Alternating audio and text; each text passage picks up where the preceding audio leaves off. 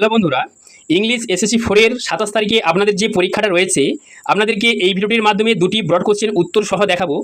এই দুটি broad question আপনাদের 27 তারিখের পরীক্ষাটির আসার মতো খুবই গুরুত্বপূর্ণ বন্ধুরা। এই দুটি ব্রড কোশ্চেন আপনারা অবশ্যই খাতার মধ্যে লিখে এই দুটি প্রশ্ন ভালো করে বুঝে পড়ে অবশ্যই যাবেন।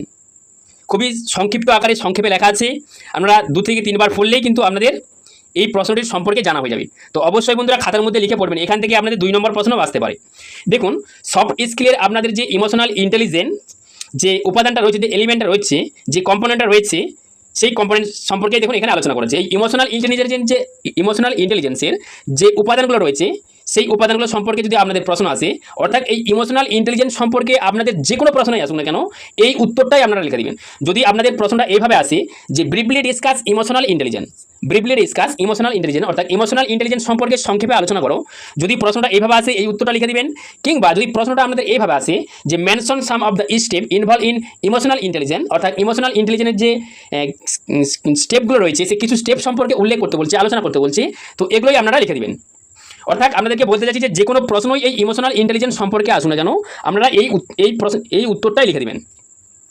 দেখুন, emotional intelligence often abbreviated as EQ, emotional quotient, is a crucial set of the soft skill that involve recognisation, understanding and managing both your own emotion and the emotion of other. It encompasses a range of abilities including empathy, self-awareness, social skill, self-regulation and motivation. Here is a breakdown of each component. দেখুন, এখানে emotional ইন্টেলিজেন্সের আবার কিছু component কিন্তু রয়েছে।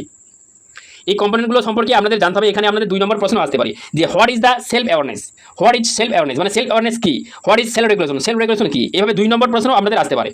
তো অবশ্যই বন্ধু আমরা ভালো করে বুঝে পড়বেন। দেখুন, সেলফ রেগুলেশন বা self awareness, this involve understanding your own emotion, strength, weakness, values and motivation. It means being able to recognise how your emotion effect your thought and behaviour. কি বলছে যে দিস ইনভলভ আন্ডারস্ট্যান্ডিং, মানে এটা involve কিসের সঙ্গে involve না, understanding বোঝাপড়ার সঙ্গে ইনভলভ, মানে জড়িত, ইউর অন ইমোশন তোমার নিজস্ব আবেগের সঙ্গে জড়িত, ট্রেন্স মানে শক্তির সঙ্গে জড়িত, উইকনেস দুর্বলতা, ভ্যালুস মূল্য, motivation. It means being able to recognise, বলছে এটা হচ্ছে আমাদেরকে চিনতে সক্ষম করে। ইট মিনস মানে এটা মানে বোঝায়, বিং মানে হওয়া, এবল মানে সক্ষম, টু রিকগনাইজ মানে চিনতে পারার আমাদের একটা ক্ষমতা যোগায় এটা। হাউ ইউর ইমোশন এফেক্ট মানে কিভাবে আপনার আবেগ এফেক্ট করে, মানে প্রভাব বিস্তার করে, ইউর থট অ্যান্ড বিহেভিয়ার মানে আপনার চিন্তাভাবনা এবং আচরণের ওপর কীভাবে প্রভাব ফেলে। এই সেলফ অ্যাওয়ারনেস কিন্তু এটা আমাদেরকে সাহায্য করে। দেখুন, সেলফ রেগুলেশন মানে আত্মনিয়ন্ত্রণ। Once you are aware of your emotion, self regulation is the ability to control or redirect them appropriately. This include managing impulse, adapting to changing circumstances and maintaining the integrity and honesty. আপনারা একটু ভালো করে বুঝে পড়ে নেওয়ার চেষ্টা করবেন। Motivation, দেখুন অনুপ্রেরণা, মোটিভেশন মিনস অনুপ্রেরণা। Emotional intelligence involve being driven by the intrinsic goal মানে হচ্ছে যে অন্তর্নিহিত যে উদ্দেশ্যগুলো রয়েছে আমাদের, সেই অন্তর্নিহিত উদ্দেশ্যগুলোর সঙ্গে বলছে এই ইমোশনাল ইন্টেলিজেন্সটা চালিত হয়। আমাদের অন্তর্নিহিত যে অন্তরের যে উদ্দেশ্যগুলো রয়েছে, ইন্ট্রিনসিক গোল যে রয়েছে, বলছে এই ইন্ট্রিনসিক গোল দ্বারাই কিন্তু এই ইমোশনাল ইন্টেলিজেন্সটা কিন্তু চালিত হয়, যেটা জড়িত। সাচ অ্যাজ মানে কি, যেমন পার্সোনাল গ্রোথ মানে ব্যক্তিগত বৃদ্ধি, মাস্টারি, প্রভুত্ব, a sense of the purpose. Individual with the high emotional intelligence are often resilient and optimistic. কি বলছে যে হাই ইমোশনাল ইন্টেলিজেন্স হচ্ছে কি না, রেসিলিয়েন্ট মানে স্থিতিস্থাপকতা এবং অপটিমিস্টিক মানে আশাবাদী। Even in the face of the setbacks মানে এমনকি বিপত্তির মুখে, even in the face of the setbacks. দেখুন, তারপর হচ্ছে এমপ্যাথি, সহানুভূতি। Empathy is the ability to understand, মানে এমপ্যাথি হলো একটা বোঝার ক্ষমতা। এমপ্যাথি ইজ মানে এমপ্যাথিটা হলো বা হয় দ্য অ্যাবিলিটি মানে ক্ষমতা, টু আন্ডারস্ট্যান্ড মানে বোঝার, share the feeling of other মানে শেয়ার মানে ভাগ করে নেওয়া, দ্য ফিলিং মানে অনুমতি, অফ দ্য আদার্স মানে অন্যদের সাথে বা অন্যদের। It involve not only recognisation emotion, বলছে কি ইন আদার, বলছে এটা শুধুমাত্র যে অন্যদের আবেগকে বোঝা বা চিনতে পারে এটার সঙ্গে জড়িত নয়, বাট কিন্তু also being able to communicate মানে এটা আরও কি না কমিউনিকেট মানে যোগাযোগ করতে, and understanding and respond in the supportive manner. তারপরে দেখুন সোশ্যাল স্কিল কি, the effective social skill are crucial for building and maintaining the relationship. বলছে কার্যকরী সোশ্যাল স্কিল এই সামাজিক দক্ষতাটা আর ক্রুশিয়াল মানে অত্যন্ত গুরুত্বপূর্ণ ফর বিল্ডিং মানে তৈরি এবং মেনটেনিং মানে সরবরাহের জন্য রিলেশনশিপ। এই রিলেশনশিপ সম্পর্কটা আমাদের বজায় রাখার জন্য, মেনটেনিং করার জন্য, তৈরি করার জন্য এই ইফেক্টিভ স্কিলটা কিন্তু খুবই গুরুত্বপূর্ণ। দিস ইনক্লুড কমিউনিকেশন স্কিল, বলছে এটা হচ্ছে এই যোগাযোগের দক্ষতার সঙ্গে, ক্ষমতার সঙ্গে জড়িত।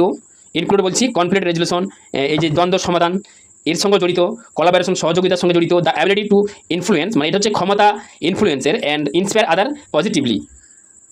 Developing emotional intelligence can lead to numerous benefit in both personal and professional life. আমাদের পার্সোনাল এবং প্রফেশনাল লাইফে কী বলছে যে ইমোশনাল ইন্টেলিজেন্সটা কিন্তু আমাদের অনেক কিন্তু বেনিফিট কিন্তু আছে এটা থেকে।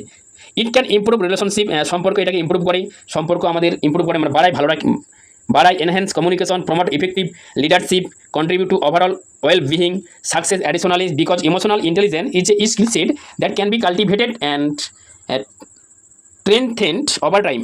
It is sometimes that anyone can work on improving. তারপরের প্রশ্নটা দেখুন বন্ধুরা, সফট স্কিলের যে আমাদের প্রবলেম সলভিং যে কম্পোনেন্ট রয়েছে, এলিমেন্ট রয়েছে, তো এটা সম্পর্কে যে কোনো প্রশ্ন আপনাদের আসুন না কেন এই উত্তরটা লিখে দেবেন। প্রশ্নটা যেভাবেই ঘুরে না আসুন না কেন, যদি এভাবে আসে যে mention some of the step involve in problem solving কিংবা ব্রিফলি ডিসকাস প্রবলেম সলভিং, যেভাবে প্রশ্নটা আসুন না কেন আপনারা এই উত্তরটা লিখে দেবেন।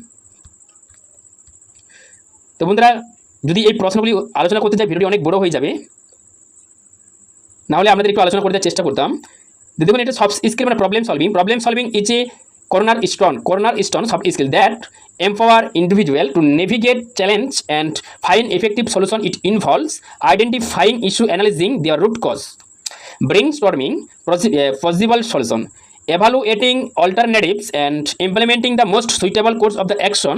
Here are some key component of problem solving. এখানেও কিন্তু প্রবলেম সলভিং এর কিছু মধ্যে কে কম্পোনেন্ট রয়েছে, মূল উপাদান রয়েছে। তার মধ্যে হচ্ছে একটা হচ্ছে ক্রিটিক্যাল থিঙ্কিং, মানে সমালোচনামূলক চিন্তাভাবনা, এর একটা component. Being able to think, মানে আমাদেরকে সক্ষম করে চিন্তা করতে, লজিক্যালি মানে যুক্তিগত এবং অ্যানালিটিক্যালি মানে বিশ্লেষণাত্মকভাবে, to understand the problem thoroughly. তারপর হচ্ছে ক্রিয়েটিভিটি, সৃজনশীলতা, generating innovative ideas and thinking outside the box to explore unconventional solution. এই আনকনভেনশনাল সলিউশনগুলোকে আমাদেরকে এক্সপ্লোর করে। ডিসিশন মেকিং, তারপরে দেখুন ডিসিশন মেকিং, সিদ্ধান্ত গ্রহণ, assessing available option and making inform decision based on evidence and analysis. তারপরটা দেখুন communication, clearly articulating the problem, collaborating with others and conveying ideas effectively. তারপরে দেখুন flexibility, adapting to changing circumstances and being open to revising strategies and as needed. তারপরে দেখুন time management, prioritising task, allocating resource efficiently and meeting deadlines while solving problems. তারপরটা দেখুন resilience, maintaining composable in the face of সেটব্যাকস and persisting until a solution in found. তারপরে দেখুন empathy, understanding the perspectives and needs of other involve in of affected by the problem. তারপরে resourcefulness, leveraging available resource creatively to overcome constraints mean হচ্ছে limitation, মানে সীমাবদ্ধতা and limitation, যে বাধাগুলো রয়েছে। Continuous improvement, reflecting on the past experience, learning from mistakes, and refining problem-solving approach over time. Developing problem-solving skill involve practice, feedback, and reflection. It is valuable skill in both personal and professional contexts, as it enables individuals to tackle the challenge effectively and driving positive outcomes. তো এই যে বন্ধুরা আমাদেরকে দুটি প্রশ্ন দেখালাম, অবশ্যই আপনারা এই প্রশ্নগুলি ভালো করে বুঝিয়ে পড়ে যাবেন। যদি আপনাদের প্রশ্নগুলি 5 নম্বরে আসে, আমরা 5 নম্বরে 4টে কিংবা 5টা পয়েন্ট দেবেন, এবং যদি 10 নম্বরে আসে আমরা 6-7টা পয়েন্ট দেবেন, তাহলেই হবে। তো যদি বন্ধুরা ভিডিওটি ভালো লাগে চ্যানেলটিকে সাবস্ক্রাইব করবেন এবং ভিডিওটি একটি লাইক দিবেন। আর আপনাদের বন্ধুরা যদি এই ইংলিশ এসএসসি পেপারটা নিয়ে থাকে, আপনাদের বন্ধুদেরকেও এই প্রশ্ন যদি শেয়ার করে উত্তরগুলি পাওয়ার একটা সুযোগ করে দিন।